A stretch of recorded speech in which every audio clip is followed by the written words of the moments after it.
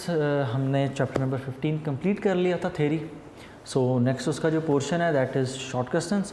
Exercise के short questions हैं वो हमने डिस्कस करने हैं। तो एक्सरसाइज के शॉर्ट क्वेश्चंस याद रखिएगा, इस चैप्टर में ना बड़े इंपॉर्टेंस रखते हैं। वो इसलिए कि ये शॉर्ट क्वेश्चन अक्सर बोर्ड में पूछे जाते हैं बिकॉज शॉर्ट क्वेश्चन की जो टोटल स्ट्रेंथ है वो है 18, तो और चैप्टर की लेंथ भी ज़्यादा है, तो बोर्ड पॉइंट ऑफ व्यू से इस चैप्टर का वेटेज ज़्यादा है। तो वेटेज के अकॉर्डिंग आपने इसको डील करना है और यहाँ के शॉर्ट क्वेश्चन बहुत ज़्यादा इंपॉर्टेंट है। सो फोकस के साथ और कॉन्सेप्चुअल हैं सारे के सारे, ऐसा रट्टा किसी एक में भी नहीं है कि आप सिंपली याद कर लेंगे तो हो जाएगा।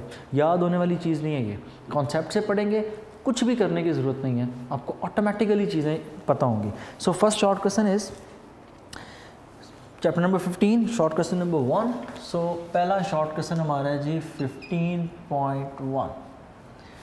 So question is does the induced EMF in a circuit depend upon the resistance of the circuit?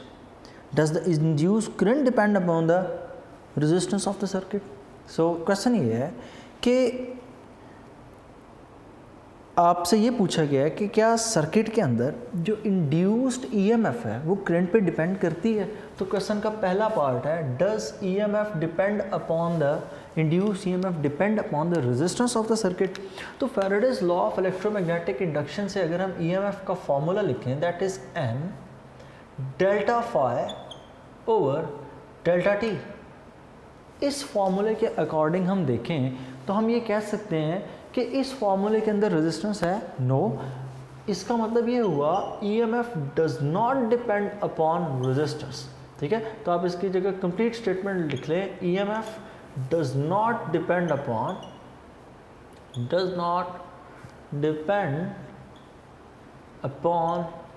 Resistance.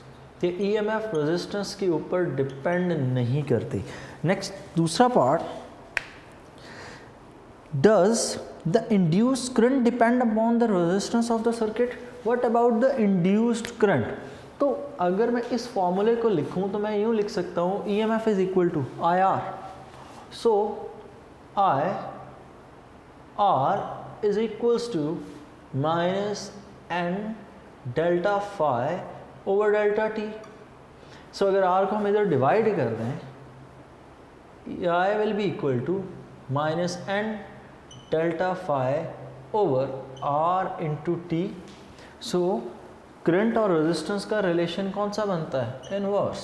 Yes, the amount of induced current depends upon the resistance of the coil and it has an inverse relation. ठीक हो गया? तो ये आप लोगों ने इसमें relation ज़रूर बना कर आना है। Next short question number 2 15.2।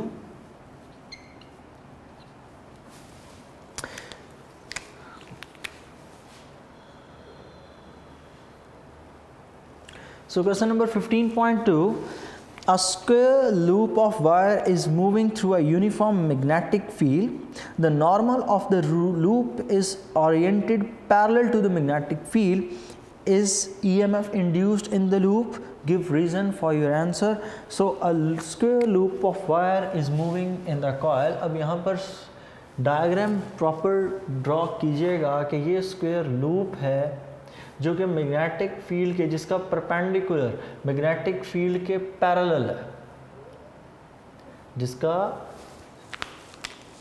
यहाँ पर अगर मैं देखूँ तो ये इसका एरिया वेक्टर और ये लूप की डायरेक्शन वेलोसिटी भी इसी डायरेक्शन में, और मैग्नेटिक फील्ड लाइंस के पैरेलल उसने कहा कि मैग्नेटिक फील्ड लाइंस भी नॉर्थ से साउथ में ही हैं।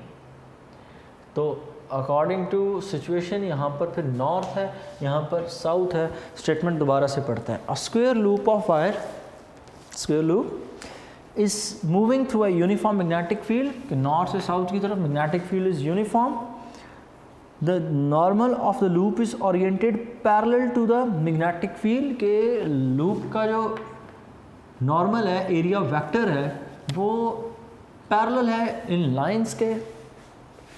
Is EMF induced in the loop और नॉट? क्या EMF इंड्यूस होगी या नहीं होगी? तो उसके लिए फॉर्मूला है EMF is equals to minus n delta phi over delta t.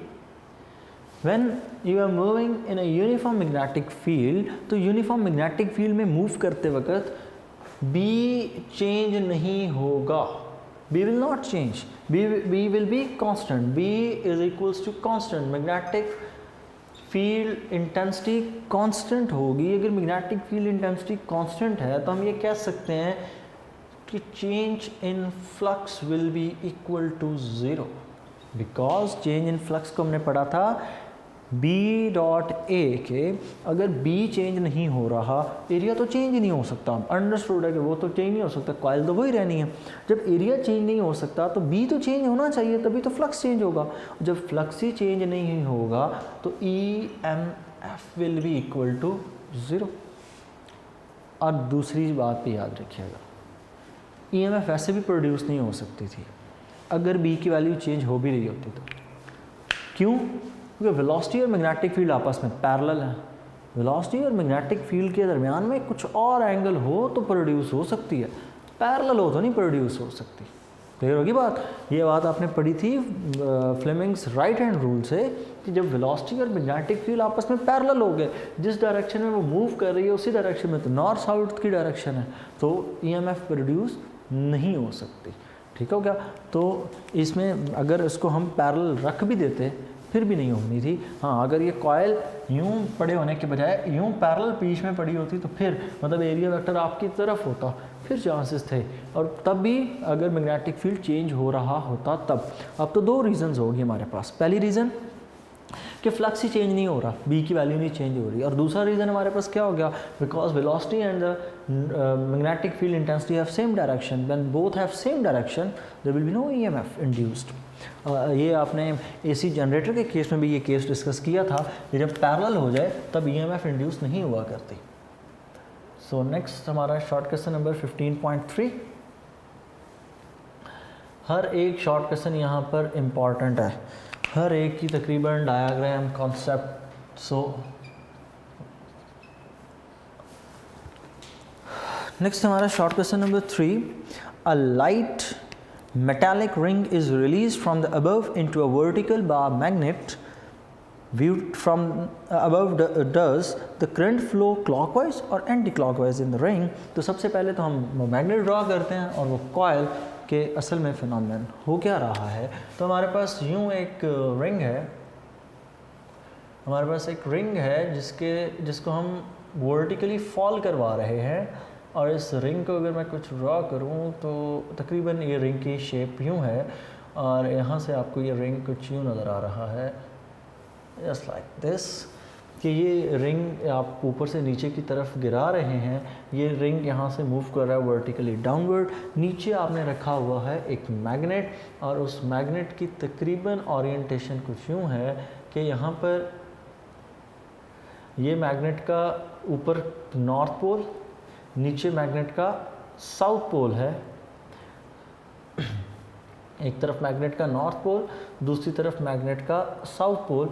तो अब ये जो ऊपर से आपने रिंग को गिराया, रिंग वर्टिकली मूव कर रहा है डाउनवर्ड, तो आपने ये बताना है कि EMF जो इंड्यूस होगी उसकी डायरेक्शन करंट की क्या होगी. यहाँ पर ऊपर आ गया नॉर्थ पोल, नीचे वाला जो पोल है that is south pole, ring ऊपर से गिर रहा है डाउनवर्ड. हम यहाँ पर यूज़ करेंगे लेंज़ेस लॉ. लेंज़ेस लॉ के according cause is always opposed. Lenz's law को यूज़ करना है. Lenz's law, cause is always opposed, कि कॉज की हमेशा मुखालफत होती है, कि आप जिस वजह से EMF इंड्यूस करवा रहे हैं उस वजह की हमेशा मुखालफत होती है.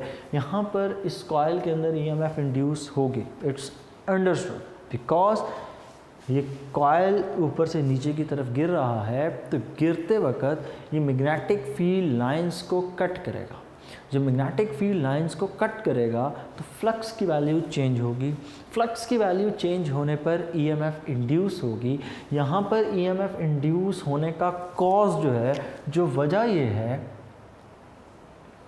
रिंग का नॉर्थ पोल की तरफ मूव करना, ring is moving towards north pole, ring is moving towards north pole. और अब होना क्या चाहिए, लॉ के अकॉर्डिंग होना ये चाहिए अपोज करें।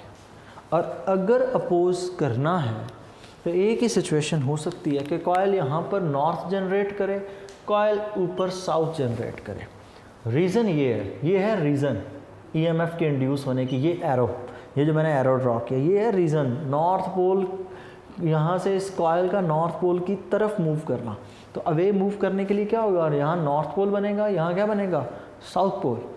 तो अब आप इस रिंग के ऊपर हम यूज़ करते हैं right hand rule, Fleming's right hand rule for the solenoid. तो वही अगर आप यूज़ करें तो नॉर्थ पोल की तरफ थंब होता है और डायरेक्शन ऑफ करंट क्या होती है, इन the direction of curling fingers. तो अगर मैं यहाँ से कर्लिंग फिंगर्स की डायरेक्शन बनाऊँ तो ये कर्लिंग फिंगर्स की डायरेक्शन किस तरफ है, ये क्लॉकवाइज बनती है। ठीक है, ये कर्लिंग फिंगर्स को आपने यहाँ ऊपर से देखना है, तो ये डायरेक्शन कौन सी बनेगी, क्लॉकवाइज डायरेक्शन बनेगी। And current is moving, north pole is downward, वो डायरेक्शन क्या बनेगी, क्लॉकवाइज। तो यहाँ पर जो करंट फ्लो कर रहा होगा सर्किट के अंदर, वो सर्किट के अंदर करंट कौन सा फ्लो कर रहा होगा, the direction of the current will be in clockwise direction.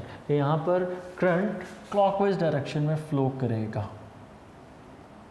ठीक है, और आपने बस सिंपल सी बात इसमें ये लिखनी है कि नॉर्थ पोल डाउनवर्ड होगा। और देखिए ना नॉर्थ पोल, अगर मैं यहाँ से यूँ ड्रॉ करूँ ना नॉर्थ पोल के लिए, तो ये देखिए यहाँ से आपके लिए डायरेक्शन कौन सी बनेगी, क्लॉकवाइज। तो क्लॉकवाइज डायरेक्शन के अंदर करंट फ्लो करेगा। नेक्स्ट यहाँ पर शॉर्ट क्वेश्चन है, what is the direction of the current through the resistor R in figure, नीचे डायग्राम बनी हुई है, when the switch is close. Number 2, when the switch is open. फिर वही बात, फिर डायग्राम, तो ड्रॉ करनी है, डायग्राम बनाते हैं उसको। ये म्यूचुअल इंडक्शन का टॉपिक है, दो कॉइल्स बना रखी हैं, एक दफ़ा स्विच को क्लोज करना है, एक दफ़ा स्विच को रखना है ओपन। दो कॉइल्स हैं, कॉइल नंबर 1 प्राइमरी के साउथ पोल्स पॉजिटिव आप लोगों ने कनेक्ट कर रखा है, वो यूँ है, ये है प्राइमरी कॉइल।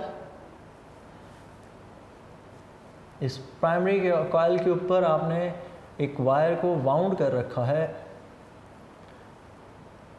और उस वाउंडेड वायर में से आप करंट भी पास करवा रहे हैं। इसके साथ आपने एक रखी है सेकेंडरी कॉइल, और सेकेंडरी कॉइल में भी तकरीबन वही तरह का सेटअप है। और इस सेकेंडरी कॉइल के साथ हमने एक अटैच कर रखी है रेजिस्टेंस, इसके ऊपर वाइंडिंग है कॉइल के ऊपर, और कॉइल के ऊपर जो वाइंडिंग है वो तकरीबन इस शेप की है कि हमने इसके ऊपर एक कॉइल को वाउंड कर रखा है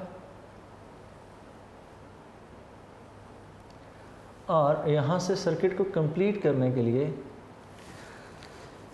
हमने अटैच कर रखी है इस तरफ एक बैटरी और एक स्विच।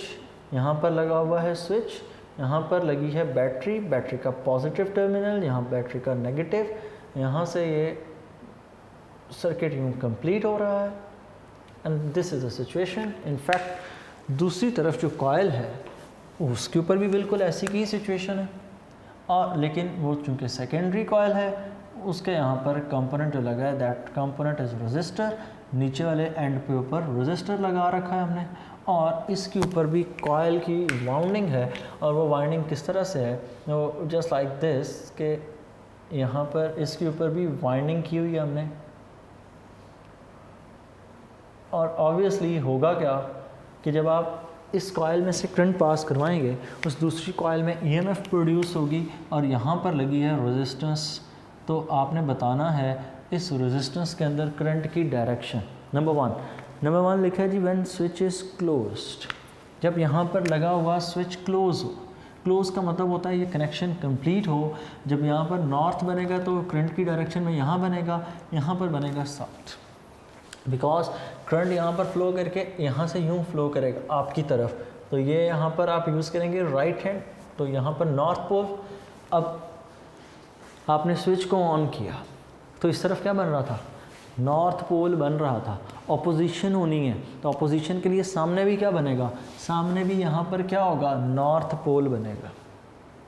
ठीक हो गया, क्योंकि नॉर्थ पोल डिवेल्प हो रहा था, जब करंट फ्लो करेगा तो नॉर्थ पोल डिवेल्प होगा, फ़ौरन से ऑपोजिशन होगी, वो भी सामने नॉर्थ पोल बना लेगा, साउथ। नॉर्थ पोल यूँ बन रहा है, ठीक हो गया, तो करंट की डायरेक्शन क्या होगी, करंट की डायरेक्शन यहाँ से यूँ बनेगी। ठीक है, राइट हैंड रूल यूज़ करें कि नॉर्थ पोल क्यों बन रहा है, लेंजेस लॉ फ़ौरन से लगाएं। लेंजेस लॉ लगाने का मतलब कि अगर इधर नॉर्थ पोल है तो इधर भी नॉर्थ पोल बनेगा। क्यों बनेगा, ऑपोजिशन होनी है, तो ऑपोजिशन के लिए नॉर्थ पोल बना, राइट हैंड रूल लगाएं। According to right hand rule your thumb is in the direction of north pole, then your fingers will be in the direction of alternating current. तो इसके अंदर जो alternating current produce होगा वो कुछ इस direction में होगा। और अगर मैं देखूं, this is my left hand, this is my right, तो when switch is closed, direction of induced current is from left to right. तो डायरेक्शन कहाँ से कहाँ आ गई, left to right. Next, when the switch is open, और जब इस स्विच को हम ओपन करेंगे, यहाँ से ओपन करते वक्त अब क्या होगा, जब आप इस स्विच को ओपन करेंगे, इस सर्किट को तो कर दें ख़त्म, and now this when you will open the switch, north pole ख़त्म हो रहा होगा, नॉर्थ पोल ख़त्म हो रहा है, वो फ़ौरन से डायरेक्शन रिवर्स करेगा, और इसमें जब रिवर्स होगा तो ये यहाँ पर जनरेट कर लेगा अपने साउथ पोल, क्योंकि नॉर्थ पोल ख़त्म हो रहा है। नॉर्थ पोल के ख़त्म होने का मतलब क्या है, you can say that south pole dominancy show कर रहा है, नॉर्थ पोल पीछे की तरफ जा रहा है, नॉर्थ पोल ख़त्म हो रहा है ना, तो आप यूँ समझें कि यहाँ से नॉर्थ पोल ख़त्म होकर इधर को जा रहा है, फ़ौरन से साउथ बना के उसे अट्रैक्ट करने की कोशिश करेगा कि शायद नॉर्थ पोल वापस आता हो, लेकिन वो तो करंट ऑफ हो चुका हुआ है, तो यहाँ पर साउथ पोल बनेगा, यहाँ पे नॉर्थ, करंट की डायरेक्शन रिवर्स हो जाएगी, क्योंकि जिस डायरेक्शन में नॉर्थ होता है करंट उसी डायरेक्शन में फ्लो करता है, तो यहाँ पर जो करंट की डायरेक्शन होगी वो कहाँ से कहाँ होगी, फ्रॉम राइट टू लेफ्ट, यहाँ से यूँ रजिस्टर में से पास करेगा। So when the circuit will be open, the current will flow from right to left, कि करंट राइट से from right to left flow करेगा। तो ये हो गए जी हमारे first 4 short questions. Next question number 5, question number 5 पी डायग्राम। सो क्वेश्चन नंबर 5 बड़ा सिंपल सा है, does the induced EMF always act to decrease the magnetic flux through the coil through a circuit? क्या इंड्यूस्ड EMF हमेशा इस तरह से act करती है कि वो डिक्रीज करने की कोशिश करती है? नो, हर दफ़ा ऐसा नहीं होता। जब फ्लक्स कम हो रहा होगा तो इंड्यूस्ड EMF उसे बढ़ाने की कोशिश करेगी, जब फ्लक्स बढ़ रहा होगा इंड्यूस्ड EMF उसको कम करने की कोशिश करेगी। तो आप यहाँ पर लिखेंगे no, not every time. Induce current की डायरेक्शन इस तरह से होती है कि वो हमेशा फ्लक्स को अपोज करता है, फ्लक्स की सिचुएशन को अपोज करता है। अगर इफ़ फ्लक्स इज इंक्रीजिंग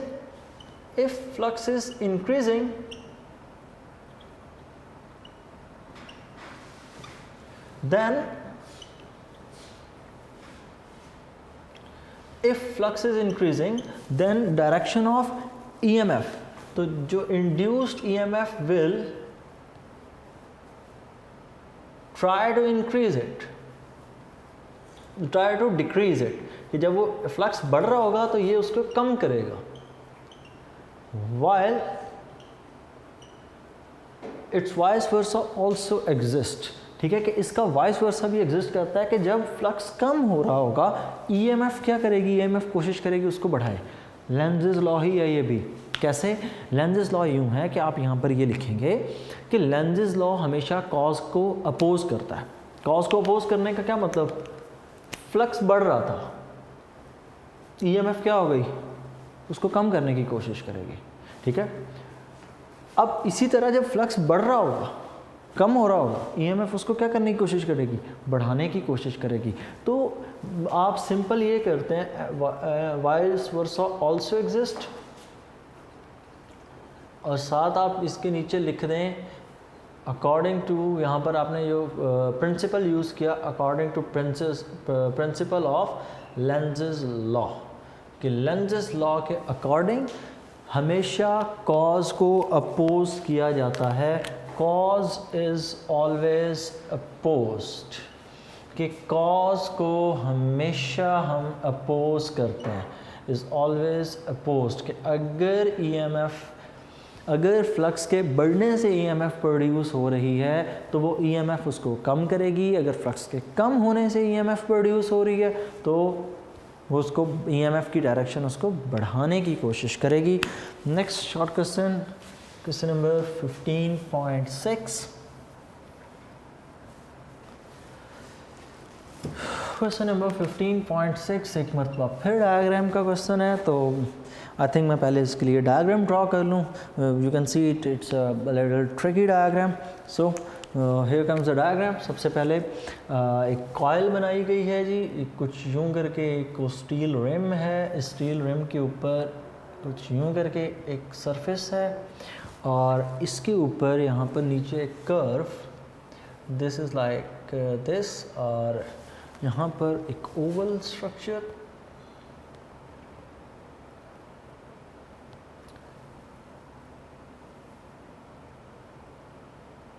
ये हो गया। और इसके बाद इस कॉइल को थोड़ा सा उन्होंने हॉरिजॉन्टली यूँ एक्सटेंड किया है वर्टिकली, और इसके ऊपर उन्होंने वाइंड की है एक वायर एग्जैक्टली, और उस वायर के साथ उन्होंने अटैच कर रखा है एक स्विच, और साथ उन्होंने बैटरी का पॉजिटिव पोल लेफ़्ट साइड पर है और राइट साइड पर उसका है। तो अगर हम इसके ऊपर वाइंडिंग ड्रॉ करें तो इसके ऊपर वायर यहाँ से कनेक्शन प्रोवाइड किया गया है, और यहाँ से वायर बैक साइड से आती हुई यहाँ से गुजरती है, यहाँ से यूँ, और फिर यहाँ से यूँ वायर को वाउंड किया गया है, और यहाँ से आप इसको टर्मिनल को ड्रॉ कर दें। बैटरी यहाँ पर स्विच है, आई थिंक ये स्विच आ गया, और दूसरे एंड के ऊपर यहाँ पर उन्होंने लगाई है बैटरी, और बैटरी को लगाते वक्त जो ओरिएंटेशन है, यहाँ पर है पॉजिटिव टर्मिनल और यहाँ पर नेगेटिव टर्मिनल, और इसके ऊपर एक रिंग बना हुआ है, मेटालिक रिंग, और मेटालिक रिंग की जो ओरिएंटेशन है वो मेटालिक रिंग तकरीबन यहाँ पर लगाया गया है, और इस मेटालिक रिंग को बनाना इतना आसान नहीं है। So I will try my best कि मैं जितना अच्छा बना सकूं मैं बना के दे देता हूं आपको। यहाँ पर ये रिंग है कुछ इस तरह से जिसने इसको कवर किया। आप यूँ समझ लें कि ये वो मेटालिक पीस है, इसके ऊपर आपने रिंग को यूँ रखा होगा। सिंपल हो गया ना। अब होगा क्या, ये आपके पास है स्विच, ये आपके पास है बैटरी। क्वेश्चन क्या है वो पढ़ते हैं। क्वेश्चन है when the switch in the circuit is closed, मतलब ये जो स्विच है जब आप इसको ऑन करते हैं, a current is establish in the coil, obviously एक करंट कॉइल के अंदर मूव करेगा, जिसकी वजह से क्या होगा जी, a metal ring jumps upward. Metal ring upward jump करता है, क्यों करता है देखते हैं उसको। ये मैंने इसको जैसे मैं यहाँ से ऑन करूँगा, करंट यहाँ से यूँ फ्लो करना शुरू हो जाएगा, यहाँ पर प्रोड्यूस हो जाएगा नॉर्थ पोल, यहाँ पर प्रोड्यूस हो जाएगा साउथ पोल। अब मैंने इसके लिए जो आपको ट्रिक बताया था वो राइट हैंड रूल है। ऑब्वियस जो रूल है वो राइट हैंड रूल है। ट्रिक ये है कि जिस डायरेक्शन में करंट फ्लो कर रहा है, यहाँ से जब करंट ने फ्लो करना है तो इस कॉइल में घूम के अपवर्ड जाना है, तो उस तरफ नॉर्थ पोल बनेगा, जिस तरफ से जा रहा है उधर साउथ पोल बनेगा, जिस तरफ को जा रहा है वहाँ पर नॉर्थ पोल। करंट की डायरेक्शन में हमेशा नॉर्थ पोल होता है, यहाँ नॉर्थ पोल बनेगा।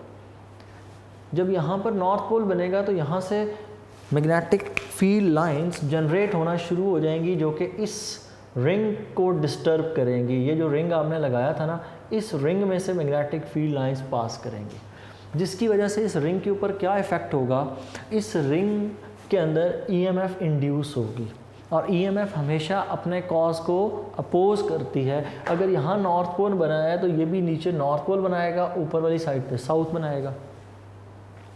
नॉर्थ पोल क्या करता है, रिपेल या अपवर्ड जंप करेगा। क्यों, रिपल्शन होगी, रिपल्शन की वजह से जंप होगा and this will move upward. तो इसके रीज़न में आपने क्या लिखना है, व्हेन सर्किट इज क्लोज्ड तो ईएमएफ इंड्यूस होती है। ईएमएफ इंड्यूस होने की वजह से कॉज को अपोज करेगा, तो कॉइल तो रिंग का जो लोअर एंड होगा वहाँ पर नॉर्थ पोल होगा, ring's lower end is north pole, और चूंकि कॉइल का अपर एंड नॉर्थ पोल है, नॉर्थ नॉर्थ को रिपेल करेगा, so this ring will jump upward. Clear? तो फिर एक दफ़ा देख लें होगा क्या। आपने स्विच ऑन किया, करंट सेटअप होगा, यहाँ से यूँ होता हुआ इधर से यहाँ तक पहुँचेगा।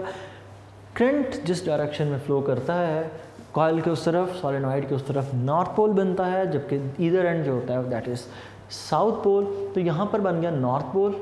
अब जब ये नॉर्थ पोल बन रहा होगा तो उसका फ्लक्स चेंज होगा इस सुपर रिंग, मेटालिक रिंग का। तो मेटालिक रिंग के अंदर जब ईएमएफ इंड्यूस होना शुरू होगी ना, यही केस है। तो यहाँ पर इसके केस में यहाँ पर नीचे नॉर्थ पोल, नॉर्थ नॉर्थ के सामने आएगा तो रिंग किधर जंप करेगा? अपवर्ड। दूसरा पार्ट इसमें लिखा है, दूसरा पार्ट ये है, describe what would happen to the ring if the battery polarity were reverse. Battery की पोलैरिटी रिवर्स कर दें। बैटरी की पोलैरिटी रिवर्स करने का मतलब ये है कि अब वो ये चाह रहे हैं कि हम बैटरी को यहाँ पर लगा दें नेगेटिव और इस एंड पे लगा दें पॉजिटिव, तो भी फ़र्क कोई नहीं पड़ना, अभी भी रिंग ने जंप ही करना है। क्यों? क्योंकि अब कॉइल के अंदर सिचुएशन ज़रा ऑपोजिट हो जाएगी। कैसे? अब कन्वेंशनल करंट यहाँ से सेट होगा, यहाँ से यूँ होता हुआ यहाँ से यूँ आएगा। तो करंट चूँकि इस डायरेक्शन में मूव कर रहा है तो अब की बार यहाँ नॉर्थ बनेगा और यहाँ पर क्या बनेगा? साउथ पोल बनेगा। करंट की डायरेक्शन में होता है ना नॉर्थ पोल, तो नीचे वाला एंड अब की बार नॉर्थ हो जाएगा, ऊपर साउथ। अब जब यहाँ पर साउथ बन रहा है तो ऊपर भी ऑपोजिशन होनी है, तो ऊपर भी यहाँ पर साउथ पोल बन जाना है और ऊपर वाला एंड क्या हो जाना है? North pole. साउथ साउथ को क्या करेगा? Repel. Still this ring will jump upward. अभी भी ये रिंग अपवर्ड ही मूव करेगा। दोनों केसेस के अंदर रिपल्शन होती है। चूँकि रिपल्जन होती है तो रिपल्जन की वजह से रिंग अपवर्ड मूव करेगा इन बोथ केसेस। सो ये था हमारा जी क्वेश्चन नंबर 15.6। सो नेक्स्ट हमारा जो आ गया क्वेश्चन नंबर 15.7। एक बार फिर ये डायग्राम का शॉर्ट क्वेश्चन है जी। तो डायग्राम के शॉर्ट क्वेश्चंस पेपर में आते होते हैं, ये अब ट्रेंड है। पहले किसी दौर में नहीं होता था, अब ये ट्रेंड सेट हो चुका हुआ है। तो आप इसको बाकायदा तौर पे डिटेल से डिस्कस करेंगे और आपको डायग्राम्स वगैरह सारी बनानी आनी चाहिए, जिस तरह से मैं कोशिश करता हूँ कि आपके लिए बनाऊँ ताकि आपकी प्रैक्टिस हो सके, है ना। मुझे कोई शौक़ नहीं है कि मैं इतनी मेहनत बोर्ड पे ही सिर्फ करता रहा हूँ। समझाना और बोर्ड को साथ साथ इस तरह से मैनेज करना, it's not an easy task. However the next question, the figure shows, okay पहले डायग्राम बनाएं। तो डायग्राम के अंदर एक्स वाई और जी एक्सिस हैं। एक्स वाई जी एक्सिस को अगर हम ड्रॉ करें तो वो कुछ यूँ बनाए गए हैं। ये यहाँ पर एक एक्सिस है, एक एक्सिस है यहाँ पर, और एक एक्सिस बनाया गया है यहाँ पर। एक्स वाई और जी एक्सिस आपको पता है हमेशा एक दूसरे के ऊपर परपेंडिकुलर होते हैं, just like the corner of your room. So X Y and Z की जो ओरिएंटेशन है, this is X, this serves as Y, this serves as Z. There is a magnetic field, obviously उन्होंने वो diagram में show किया ना arrows, that is the direction of magnetic field. Magnetic field यहाँ पर z और y के parallel है।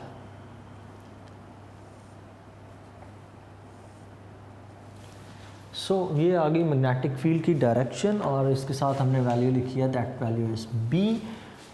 सो नेक्स्ट आ गया जी क्वेश्चन, पढ़ते हैं क्या लिखा हुआ है। और एक रिंग भी है और रिंग की ओरिएंटेशन है यहाँ पर, यहाँ बनाया गया है ring. So here is the ring.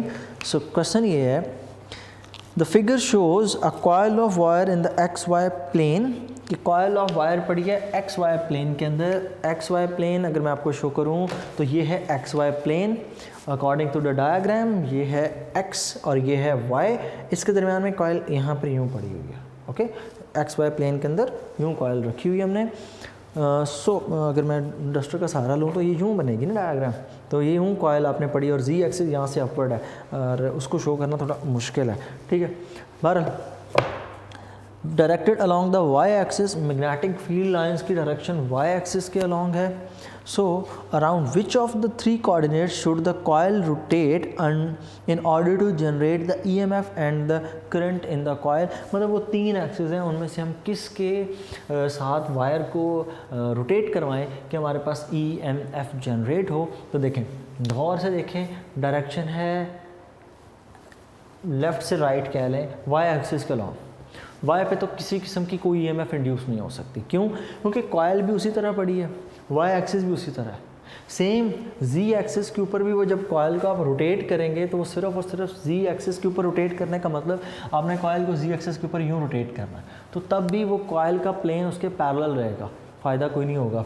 Y axis पर भी इसी तरह आप जब रोटेट करेंगे तो यूँ उसके ऊपर कोई लाइन उसको कट ही नहीं करेगी, तो फ्लक्स विल बी ज़ीरो। तो सिर्फ और सिर्फ साइड कौन सी बचेगी? एक्स, जिसके ऊपर एंगल कुछ ना कुछ शिफ्ट होगा जिसकी वजह से ईएमएफ इंड्यूस होना शुरू हो जाएगी।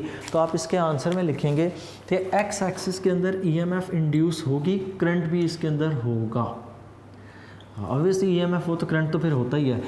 तो वाई एक्सिस के अंदर no, there is no situation, और z एक्सिस के अंदर भी ऐसी कोई सिचुएशन, ऐसा कोई गैप मौजूद नहीं। Next short question number 8।